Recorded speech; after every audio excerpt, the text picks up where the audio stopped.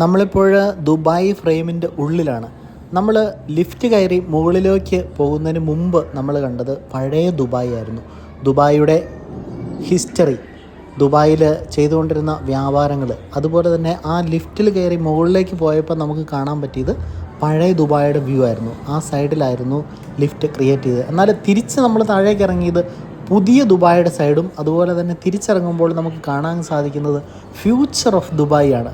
അതിൻ്റെ കുറേ കാര്യങ്ങൾ വീഡിയോയിൽ വെർച്വൽ 3D റിയാലിറ്റിയിൽ അവിടെ നിങ്ങൾക്ക് കാണാനായിട്ട് സാധിക്കും. അതുപോലെ തന്നെ അതിനുശേഷം ഫ്യൂച്ചർ ഓഫ് ദുബായ് എന്ന ഒരു വിഷനിൽ ഉള്ള തീമുകൾ അവിടെ പ്രസൻറ്റ് ചെയ്യുന്നുണ്ട്. അതുപോലെ പുറത്തേക്ക് ഇറങ്ങുമ്പോൾ ആണെങ്കിലും വളരെ ബ്യൂട്ടിഫുള്ളായിട്ട് പുതിയ ടെക്നോളജി വെച്ച് ഉള്ള രീതിയിലുള്ള സംഭവങ്ങളാണ് നമുക്ക് കാണാനായിട്ട് പറ്റുന്നത്. അങ്ങനെ അടിപൊളി എക്സ്പീരിയൻസ് ആയിരുന്നു ഈ ദുബായ് ഫ്രെയിമിൻ്റെ ഉള്ളിൽ. പോയപ്പം പഴയത്, ഇറങ്ങിയപ്പോൾ പുതിയത് ആൻഡ് ഫ്യൂച്ചർ. അപ്പോൾ അതാണിപ്പോൾ നമുക്ക് കാണിക്കുന്നത്. ഒത്തിരിയേറെ ആളുകൾ അവിടെ നിന്ന് കാണുന്നുണ്ട്, ഒരു വ്യൂ ആയിട്ട് അവിടെ നിൽക്കുന്നുണ്ട്. അതിനുശേഷം ഇങ്ങനെ പുറത്തേക്ക് നമുക്ക് ഇറങ്ങുമ്പോൾ ആണെങ്കിലും നല്ല അടിപൊളി ആംബിയൻസിലാണ് സെറ്റ് ചെയ്തിരിക്കുന്നത്. ഏറ്റവും പുറത്തേക്ക് എത്തുമ്പോഴത്തേന് ഇത് ഇങ്ങനെ ഒരു അടിപൊളി ഫോട്ടോ പോയിൻ്റൊക്കെ ഉണ്ട്. അങ്ങനെ നമ്മൾ ദുബായ് ഫ്രെയിമിൻ്റെ പുറത്തേക്ക് ഇറങ്ങാനായിട്ട് പോവുകയാണ്. അടിപൊളിയല്ലേ?